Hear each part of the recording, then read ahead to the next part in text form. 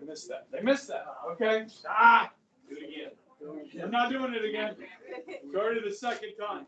I just started with it today. Okay. Now, first hour, I don't know whether it's their sleep or they're just sheep. Okay. Are you guys sheep? No. Huh? You're just gonna go along? Hey, it's free. It's free. It's all good. I don't have to. It's great. There's no consequences for it. It's no big deal. We're feeding every freaking child in America every day. Mortgaging the future of this country.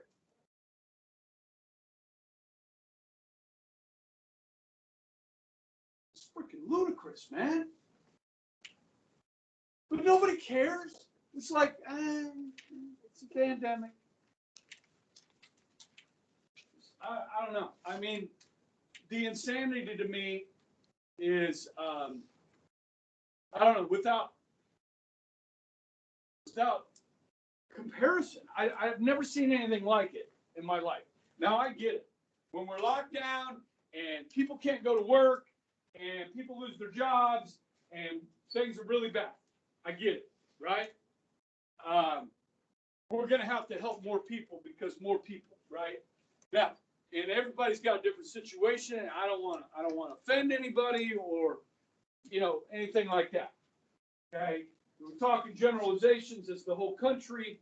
What we're going through and what we're doing is certifiably insane. Okay, that's my opinion. So yesterday we got through this, right? We get through categorical grants the other day. Okay, so they gave you the crack, right? And you liked the crack and you got some free money, right? And that came in, okay? And then there was pressure to reduce spending. Okay, did we reduce spending? No, I showed you the national debt and how it went up since the 1980s, okay? 1980, we had just hit $1 trillion in debt, okay? Now, so they changed the name to grants from revenue sharing, crack, to grants, okay? We'll just call that powder cocaine. How about that? Okay. Heroin. Name your addictive drug. Nicotine. Here, everybody have a jewel.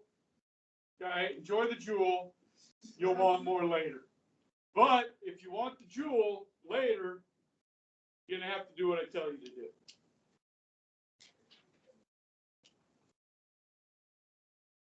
Is it bad?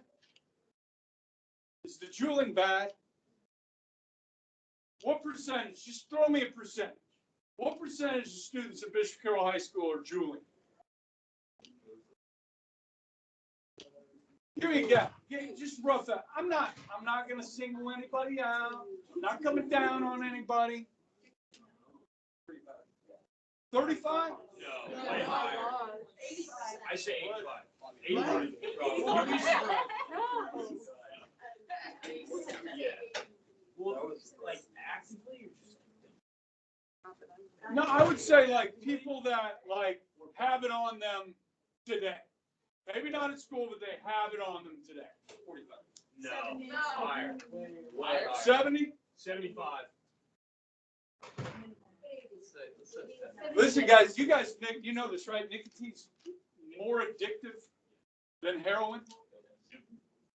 Okay. By 70%. I know. You're right. Right. It's crazy. Okay. No, listen. Your parents, or really probably more your grandparents, everybody smoked. You know what I mean? Everybody smoked. In the 50s, everybody smoked. Okay. I grew up in a 2-parent household, smoking household. Okay. They smoked Winston's. And they were both more than a pack a day. I had asthma as a child. Okay? Like, because of that. You know what I mean? It wasn't that I had asthma and then they smoked and it made it worse. It was because I had asthma because they smoked. You know what I mean? I was in the hospital with bronchitis when I was in kindergarten. In a bubble. I was in a freaking bubble. I was a bubble boy. Okay?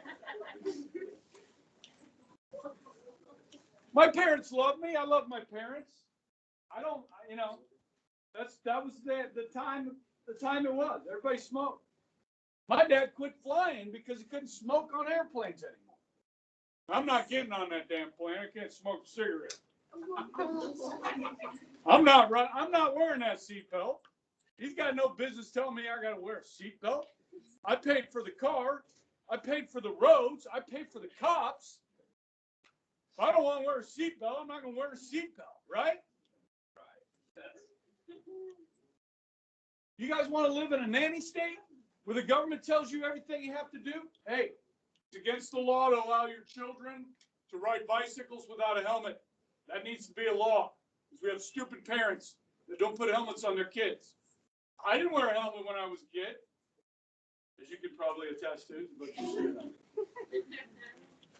But guys, what's more free? You know, there's a lot of states you can't ride a Harley or a motorcycle without a helmet. Okay, now, I don't like motorcycles. I think they're cool. I don't want one because I'm scared of them. But what could be more free than like riding down the highway on a Harley with the wind blowing through your hair? Yeah. No, but seriously, I think that, I mean, I kind of fantasize about that. I'm not going to do it, but I think that would be kind of cool, like to go across country, wind blowing through your hair, you know, maybe some goggles so you don't get bugs in the eye. But seriously, you're not allowed to do that in many states. Guys, we used to have the right to be stupid. The government's taking away your right to be stupid any longer. All right, I got to get off that. I got to talk about this. Okay. So instead of revenue sharing, you get grants. Okay, and this is one type of grant. It's called a categorical grant. So because it's categorical, it's very specific. So the federal government's going to say to the state of Kansas, hey, here's some money. We're going to give you this money, but you have to spend it here on airports. Eisenhower Airport, right? It used to be called Mid-Continent. How much do you think it costs just to change the name of the airport? Think about all the signage, all the letterheads, all the business cards, all that. It costs a lot of money to do that. And then we redid the terminal. Does anybody remember the old terminal? Okay, it wasn't very nice. This one's nice, but nobody uses the airport anymore. I mean, seriously, you go that parking lot that you do park and ride. Nobody's in it. They haven't used it in a year. Okay? Everybody uses the short term, which is now long term. Okay? And so, yeah, we spent a lot of money on that because the government gave us money. But what they said, if you want, oh, sorry. They said, if you want, what did they say? They said, if you want money for airports, now here's the catch, guys. Right here, here's the catch. Typically requires states to contribute their own funds to it as well. Okay, now, if you don't know this, the capital of Kansas is Topeka. Somewhere in like right here, right? Okay, now, we elect people to go to the state legislature. These are people that live in our neighborhoods or near our neighborhood, okay? They go there. Now, Kansas is the 9th highest taxed state in the country of the 50. Kansas is the 9th highest tax, okay? So it's the state legislature that's taxing us, okay? Now, what do they do with the tax dollars that they get from us at the state level? They spend it on schools, on roads, bridges, stuff like that. Yes? That's the two biggest things they spend money on. Okay. Now listen, federal government says, hey, we've got some money for you, categorical grant for airports. But if you want this money, you're going to have to use some of your budget on airports too. So who now is deciding how our elected representatives in Kansas have to spend our money? The federal government is now controlling that. You follow me here? So that is more control. Yesterday or last day, I had this up here. You know, you have 540 people in DC that are now dictating to the 330 million people. All right. This for me?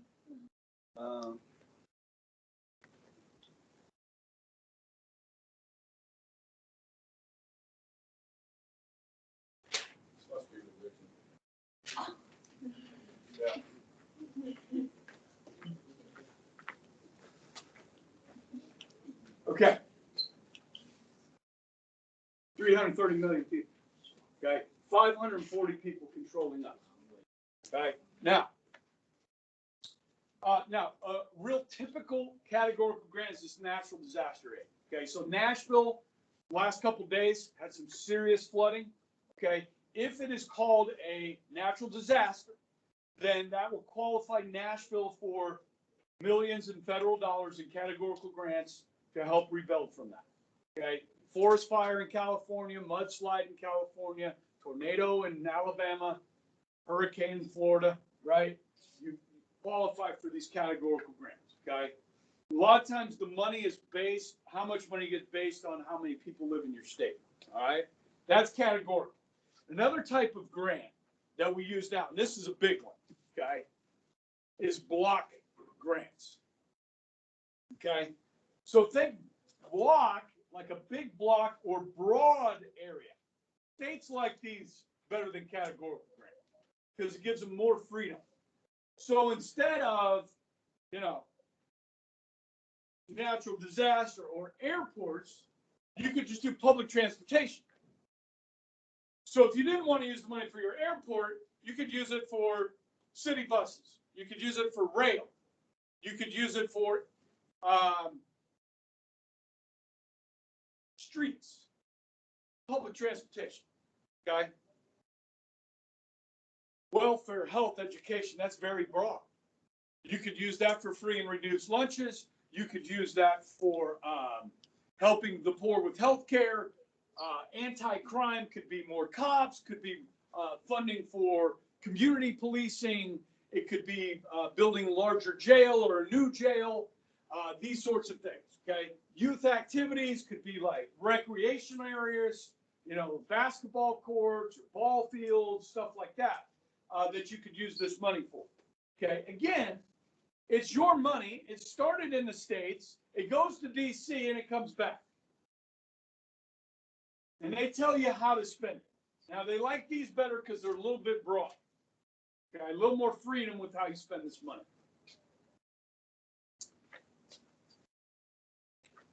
Sorry.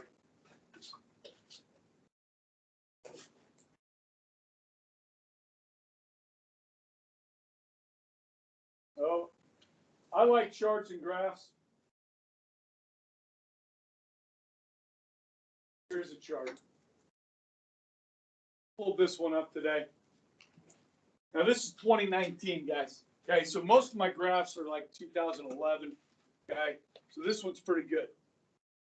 All right, so outlays, federal grants, this is what we're talking about in the notes, to state and local governments by function. This is 1902 to 2019. Okay, check this out. 1902. $7 billion. $12 billion. $100 billion. Okay. 1950. What was that? So that would be 22 billion. Huh? So again. I think these are in billions.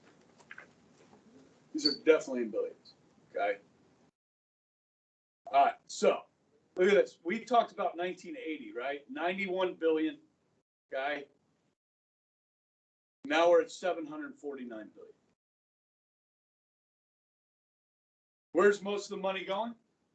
Healthcare. So this is Medicaid. Medicaid. Okay. So Medicaid is healthcare for the poor. Yes. Kansas has to match some of that money. So a large part of our Kansas budget, besides roads and schools, is Medicaid. So we have to match some of this money for healthcare. Okay. Income security, this is things like welfare. Okay, different welfare programs. Education, training, employment, social services, 67 billion. Transportation, 67 billion. Community, regional development, whatever that means, 21 billion. And this is a year to the states, and then 24 billion other. Okay. Now, If you look at the COVID relief package that was just passed, the 1.9 trillion. Okay, you break down that bill that just passed a couple weeks ago. Only about a third of it actually goes towards COVID. Okay, most of it is this type of stuff that's being sent to the states, mostly New York and California, which really shut down their states. Okay, like I said, Kansas, we're back under 4% unemployment right now. Did we talk about Southwest Airlines the other day? Was that in here? Where they ordered 100 planes from 737 Maxes? So good for our community. Okay, not only the people that have jobs at Spirit, and the other businesses that support the aircraft industry. This is huge for us. It's a win, okay, for sure. So, guys, it's just showing you really since 1970s the massive amount of growth in federal spending to the states. And with that spending, with that money comes control. Okay. So some more graphs. Let me. Okay, so this is 1981. Okay, now looking at agriculture, here's the gray one. It's just steady growth. Now it goes back to the New Deal with agriculture. Okay, guys, agriculture is a tough thing. Because if you have a bumper crop of wheat, okay, and the whole country has a bumper crop of wheat, you have a ton of wheat to sell. What happens to the price? It goes down. And then you have a crappy crop of wheat, a bad year. You don't have much to sell. What happens to the price? It goes up. It's a catch-22. So really, since the New Deal, we have been spending money to help farmers. Now, when you talk about the Agriculture Department in Washington, D.C., they do more than farming. So all these free lunches that everybody's getting, that is being done through the Department of Agriculture. Food stamps, done through the Department of Agriculture. And every 10 years, this country will pass what's called the Farm Bill. And it will be worth hundreds of billions of dollars that will be spent over a 10-year period to both help farmers and do things like food stamps, nutritional programs, okay? Transportation, you can see here, dips under the Reagan years, goes back up, transportation way up, housing, urban development, okay? And then these are health and human services, and we hadn't even got to 2009 with Obamacare, okay? Which you'll see here. Now, this federal subsidy to state and local governments in billions, okay, going back to the 1940s, very little, right? New Deal, we got a little bit of this. 1964, what healthcare program is created? Medicare, okay? So Medicare is created in 1964. When they create a program like this, they say, okay, this program is going to cost the taxpayers this much money over the next 10 years. Are they ever right? No, it's always way off when it's all said and done. But this is the estimate, okay? So you can see as the baby boom generation starts to retire, the cost healthcare subsidies start going way up. This is when Obamacare's passed. Okay? So, and then this is just regular non-health programs, okay? This is where you start to see it, okay? Different money coming in. This is the Reagan years, kind of levels off, okay? He did spend more. We ran deficits, but he was spending money on what? Military, okay? Spending money on the military to win the Cold War. And in 91, we won the Cold War and said, yay, let's go spend some money, give it to the states, okay? And that's what we did. Let's just print it. We'll get reelected. It'll be great. Hi. Hi. Is that a hand? Yes. Yeah, the Great Reset.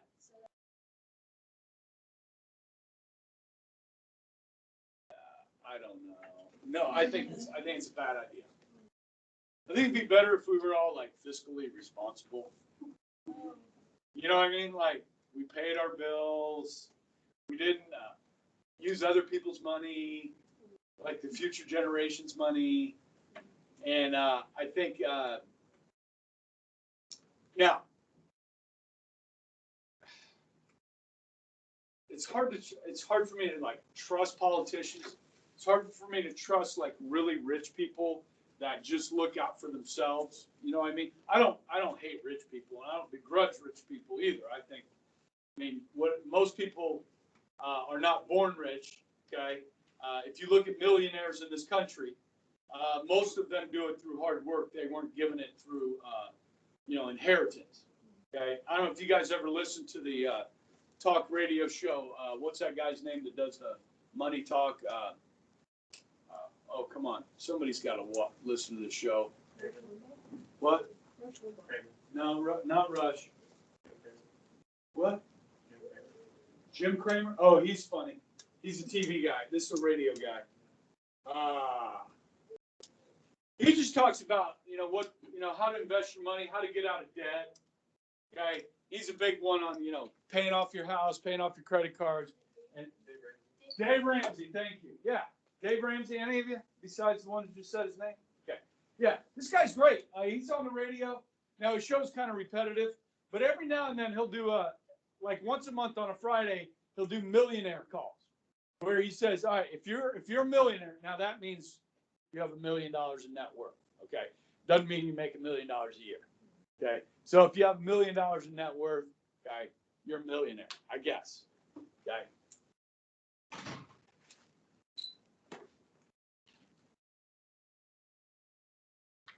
I'm a millionaire. Okay. Now, how did I get there? I married my wife. Okay. Hard for me to become a millionaire on the salary that I make. Could I? Yes. If I was very frugal with my money.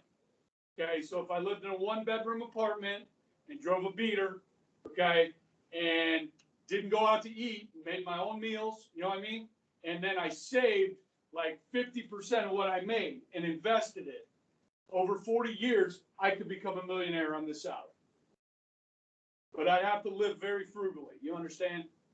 Okay. But that's one of the reasons why, guys, you got to think about your future a little bit. What do I want to study? What kind of work do I want to do? Okay. You want to put yourself in a good situation. Okay. And Dave Ramsey talks about that and not carrying debt and investing. And the other thing I like about Dave Ramsey, he's a Christian. Okay. And he talks to his people about how much money they give. And you guys have heard this before, right? What you give will come back to you. Have you heard that before? Yeah, I mean, and I really believe that's true. Because my wife and I do that. I mean, my wife is a very generous person. Okay. God bless her. I'm married way up above my head. You understand? Okay. And I think it comes back to you. Okay. And that is a principle. It's in the Bible. You know what I mean? It's like, give. Be a good steward. And then things will come back to you. So, all right. I don't know how I got on that conversation. But no, most millionaires are not born into the money. Okay. And there's nothing wrong with that either. Okay. If your family did well before you, my dad did well. He just spent way more than he had. Like he died in debt.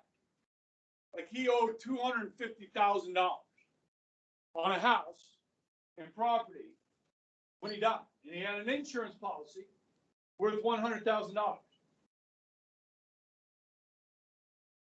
So we're still paying off that house because we don't want to give up that property because it's beautiful. Because he lived in the moment. There's nothing wrong with that either. Okay? I guess, I learned from my dad. So I don't like to spend money. I do want a new truck. It's been 10 years. I'm ready. I'll let you know when I get it. Got to find the right one. All right. Listen, this is the one. This is the slide. This is the chart that I've been building up to. Okay? This is a conglomerate of all 50 states and where they get their money that they spend. All right? Now, when you say general funds for the state of Kansas, we all pay state income tax. Well, if you own property, you pay property tax. Okay, so that's general funds that come in, sales tax, that sort of thing, okay? And then you have other funds that Kansas gets. You ever driven on the Kansas Turnpike? You pay the fee, right? And then if you're on the pike a lot, you get a pike pass, right? The pass, and then it just charges your account. Yeah? And you guys have a fishing license or a hunting license? You got to pay a fee. That goes into that other funds. You ever go to a state park? You got to pay a fee to stay at the state park, camp, or whatever, right? That's other funds. The tags on your car. In Kansas, how much it costs you to put tags on your car depends on how much your car is worth. So if you're poor and you got an old car that's not worth very much, it doesn't cost very much to put tags on your car. That's a good thing, right? We don't want to punish the poor here like we do with food. Because Kansas, again, the 9th most taxed state, taxes food, which is insane to me. Because the rich, the middle class, can afford that tax on food. The poor people struggle to pay that tax. You understand? I mean, guys, it's shocking to me. I don't know how many of you guys shop with your parents or shop on your own. It's shocking to me how big a grocery bill is. You know, you got like 2 sacks, I'm leaving Dillon's, right? Freaking $58. Jeez. It's all that meat I'm eating. Okay. And cheese. Eggs are cheap. Eggs are cheap. Good protein. You can boil them. You can fry them. You can poach them. Scramble them. Right? Kind of like shrimp. Boiled shrimp. Barbecue shrimp. Shrimp gumbo. Shrimp scampi. You guys know the movie reference there? Okay, thank you very much. I'll be here all day. Okay, now, so guys, yeah, tax. You buy a new car, you buy a new Mercedes, it's going to cost you a lot to put tags on your car. But guess what? You just bought a new Mercedes, you can afford it. Okay? It's taxing the rich, baby. Okay? All right, now, this is the shocking part. 34% on average of what states spend each year comes from the federal government. So that little taste of crack that I gave you on the other day now is full-blown dependency. If you took that 34% away from the state of Kansas or any other state, we would be in deep trouble, deep doo-doo. Right? So now we're dependent. So now they can control us. They can tell us what we have to do. Let me give you some examples of that.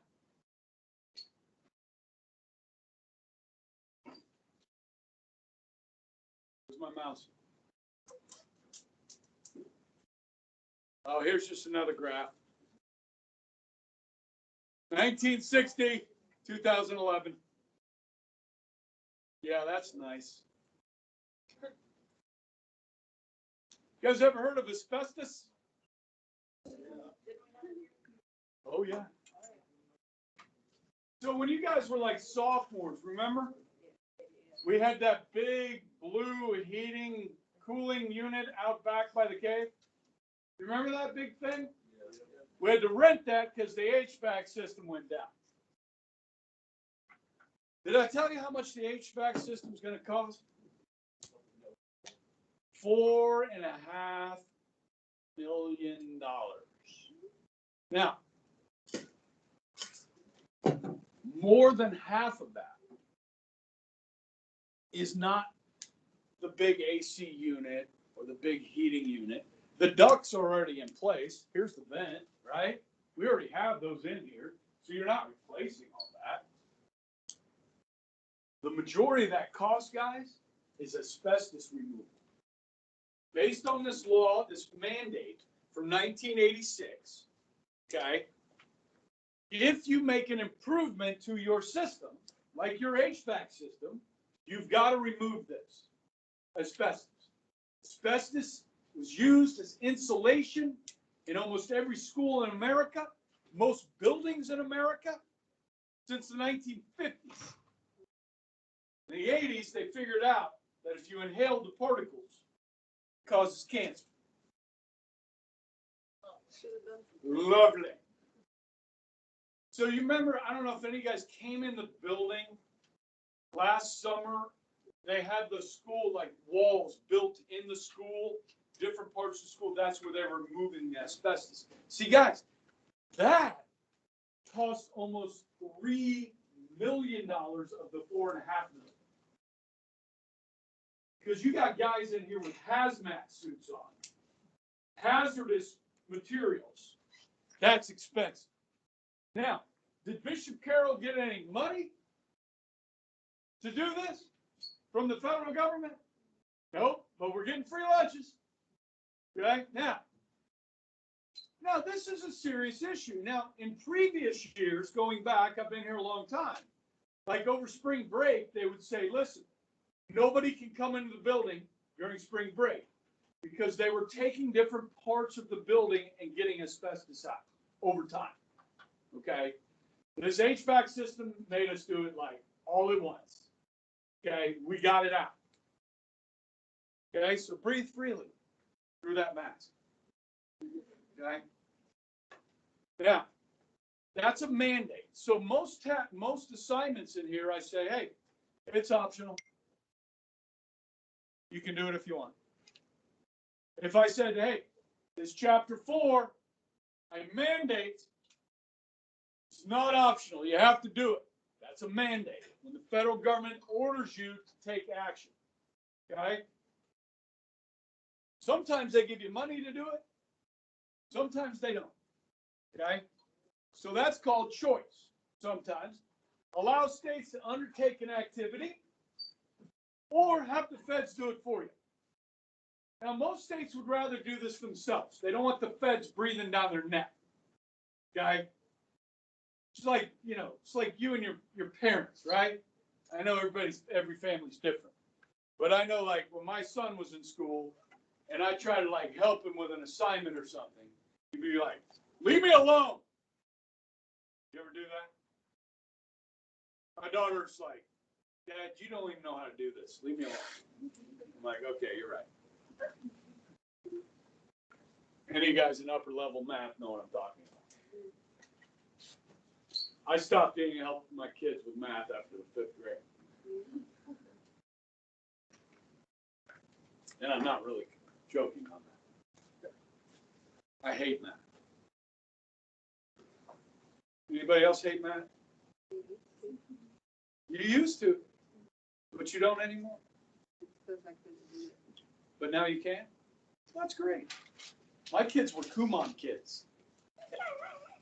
You guys know Kumon? Anybody do Kumon? You don't know what Kumon is? It's like Math Olympics. Yeah, we had books. Okay, Math Olympics, you heard of that? Or Mathnasium? Mathnasium, none of you? Okay. Yes? Yeah, it's like a place where you send your kid to do like extra math in the summer. So they get ahead in math. We sent both of my kids to Kumon, which is like a math center. My son used to complain. Wonder why. Yeah. I wonder why. Well, because he was the only white kid in the place. Well, the rest of them were from India, okay, or from Asia, right? Immigrant parents, a lot of them, right? And they're like, math, math, math, engineering, engineering, engineering, let's go. Okay? Totally fit in fine. Right? No, but I'm serious. And it really did help my son, Kumon. Okay? Because I really struggled. Have I told you this? I took college algebra 3 times. Yeah. D plus, C minus. And that was a gift. I got tutors. I literally tried. I really tried. It's just like my brain doesn't function. But I know about government. Yeah, I used, when I first started teaching honors, I was really worried. I was like, I don't know if I want to teach these kids that are smarter than I am. But then I realized they don't know jack about history, so. Especially government. Right. Yeah, this is a good one, right? The drinking age. Okay, so the drinking age, all 50 states have the law. It's not a national drinking age law. Okay, now how did all 50 states just settle on 21? That's weird. Huh? Oh, I know why. Because the federal government said, here's the carrot. If you want money for transportation for your state, for your roads, you'll change the drinking age to 21. So they held the carrot out there. The states took it. Or they held the crack out there. Here you go. You want some? Want some nicotine, people? You guys run out of Juul? Huh? I got some in my bag. You want some? Huh? I know you're jonesing right now. Just had lunch.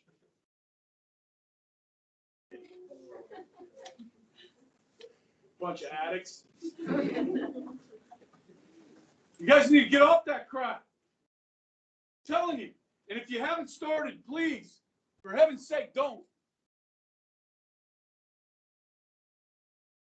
And don't encourage your friends either, people. Come on. Why would you do that to them? Why would you say, hey, you ought to try this. It feels great. Knowing that you've been doing it for 3 freaking years and have spent all this money on it. Don't do that to your friends. Friends don't do that to friends.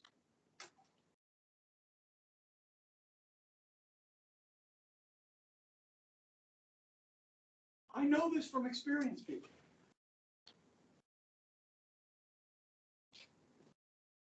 Okay, I was your age once.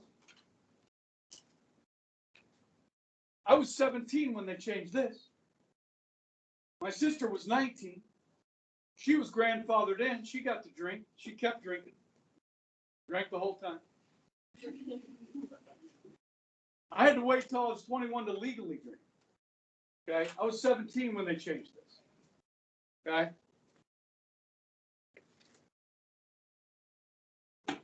I think that's where I got with the other class.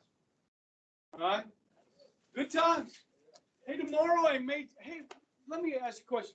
I think it might have been this class. Was there one day like during the hybrid where I was gone? And I showed you a video on federalism? Was that this class? It's like this kind of older guy talking. He was kind of in front of a building, and then he put up some graphs and stuff. Huh? The Libertarian. Well, yeah, we watched John Stossel. But I'm thinking, was it this class that I had that? We watched the video and it was it bidding class? He showed it down there. Okay. Well, then I won't show you that again. I think it was on federalism. Was it on federalism? No, it probably wasn't because we weren't there yet. I've got that guy doing one on federalism. I might show you tomorrow. Or I may teach. Yes.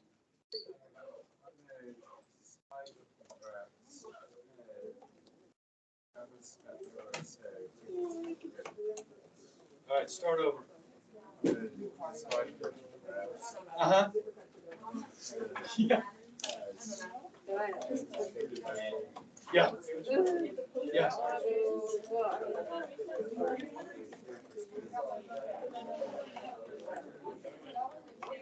Okay.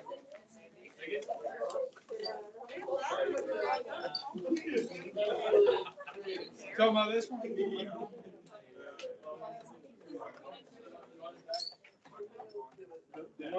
She's talking the back one or this one? The front, yeah.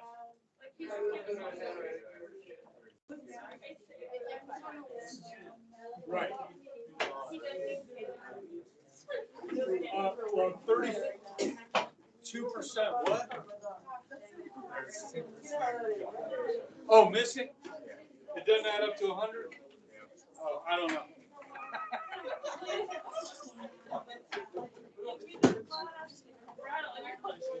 The 6th hour, right? Oscar, how you doing? Good. Sore? It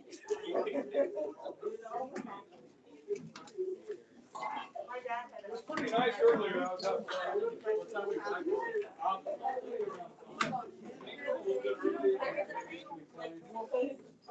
I will send something out. I'll talk to Paul a little bit. We're gonna watch the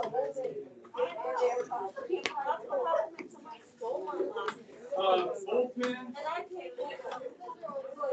For Saturday. Next Wednesday. So probably tomorrow, light one.